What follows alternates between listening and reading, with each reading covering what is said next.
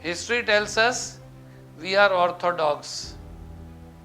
History tells us we are.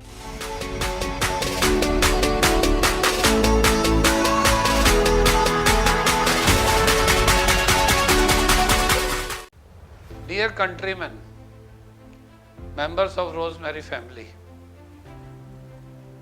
we should ask ourselves why in most of the cases we begin things, we begin many things, we begin much, but we finish nothing, we complete nothing, we fulfill nothing. Why this is? And is this with us only? If we do think of, we find that this is with most of the people on the earth, with most of the people in this universe. That is, history tells us that we are lazy. History tells us we are orthodox. History tells us we are conservative. History tells us that we are narrow-minded. Question is asked, why these all allegations are on us? The answer comes to us, that is, we are the human beings, but first we are living beings. And when we are like living beings, we are animals. And if our needs of warmth, food and shelter, clothes satisfied, we are happy and we are satisfied. This is a common error with all of us. And that is why we dream, we castle, and we are enlisted in any work told to us. If somebody says that start doing, okay sir. If the other fellow says, no you should do like that, it's fine. हर बार किसी के कहने पर दिखावा ये करते हुए कि हमसे बड़ा कोई आज्ञाकारी नहीं है। ऐसे लोग जो फालतू में आज्ञाकारिता का दिखावा करते हैं, प्रदर्शन करते हैं, कृत्रिमता करते हैं, उनमें किसी भी चीज में कोई इंटरेस्ट तो होता ही नहीं।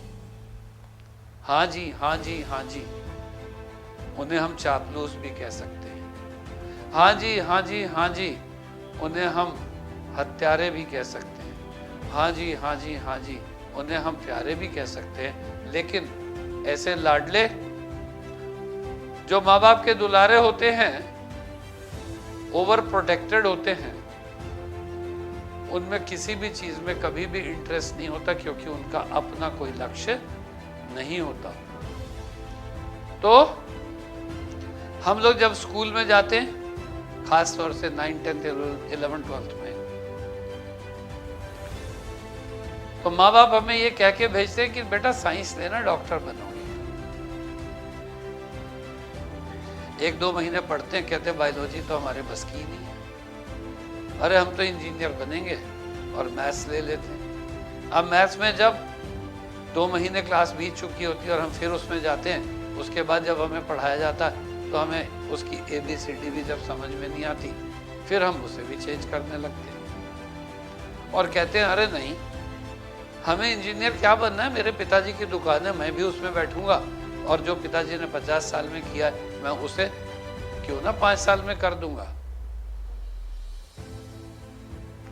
कभी कभी तो टीचर्स को लगता है कि हमसे बड़ा कोई विद्वान नहीं है, मतलब हम बच्चों को वो इतनी तारीफ कर देते हैं, लेकिन अगले ही क्षण, अगले ही दिन हम उन्हीं गुरुजी के पास कहते हैं मेरे घर की परिस्थितियां मुझे अलाउ नहीं करती, सर मेरा फील्ड बदलवा दीजिए।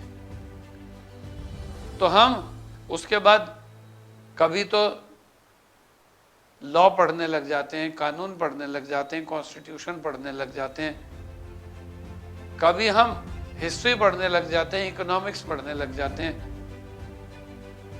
और सब के बाद हम इतने बोर होते हैं कि धर्मा इति धार्यते, किसी ने सुना दिया तो हम कहते हैं पहले धर्म सीखो, नैतिकता सीखो, और हम दर्शन शास्त्र में एडमिशन ले लेते हैं। परिणाम क्या होता है कि हम किसी भी जिस भी ट्रेड की ओर भागते हैं उसी में से हमारा इंटरेस्ट खत्म हो चुका होता है, क्योंकि गाड़ी आगे जा चुकी होती है।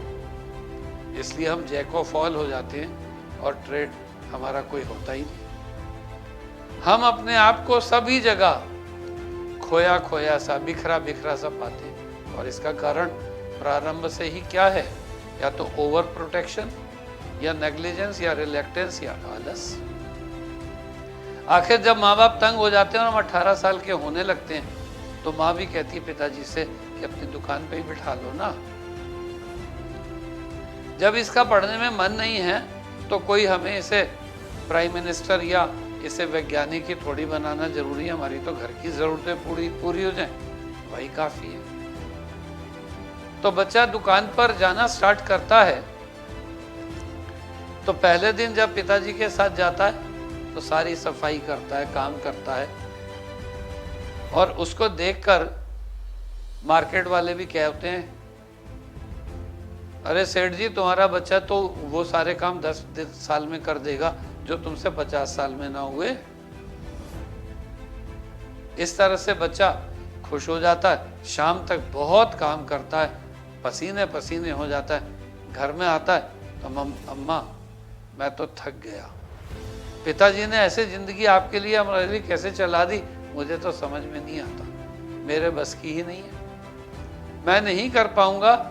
और जो व्यक्ति 10-50 साल वाली काम 10 साल में करने वाला था वो एक ही दिन में हार मान लेता है, शिकस्त मान लेता है और थक कर चूर चूर हो जाता है। कारण वही है कि वो कहता है मैं ये नहीं करूंगा, अच्छा ये मत कर, मैं वो नहीं करूंगा, वो नहीं कर। घर वाले ये नहीं कहते कि जा फिर मर, जो तुझे करना है वही कर। तो इसलिए जो लोग बचपन से मजदूरी करते रहते हैं, घिस घिस करके जीते हैं, जिनके घर में दोपहर का खाना है और रात का खाना नहीं होता, वो लोग उनसे बहुत आगे बढ़ जाते हैं। जो अमीर होते हैं, जो रईस होते हैं, जो माँ बाप के दुलारे लाडले और प्यारे होते हैं, कारण एक ही है, इसका एक ही कारण है और वो है, और ऐसा प्रतीत होता है कि जब तक एक ही चीज को निरंतर ना किया जाए सफलता नहीं मिलती। हमें अपना इंटरेस्ट नहीं छोड़ना है, हमें अपना टास्क बंद नहीं करना, चाहे हम आकाश से पाताल की तरफ भी क्यों ना जा रहे हों। हमें एंथुसियास्टिक अगर हम ब्रेव हैं, बोल्ड हैं, तो हमारा गुब्बारा वैसे ही थोड़ा ऊपर जाकर के फूट नहीं जाना चाहिए जैसे आप आकाश में हाइड्रोजन भरे गुब्बारों को देखते हैं। हमें ऑक्सीजन होनी चाहिए, अर्थात हमें आशा और विश्वास होना चाहिए। मरना तो आज भी है और कल भी है, लेकिन अल्टीमेटली हमें मरना कैसे होना चाहिए? इच्छा से। इच्छा से कब होता है? जब हम पसीना बहाते हैं।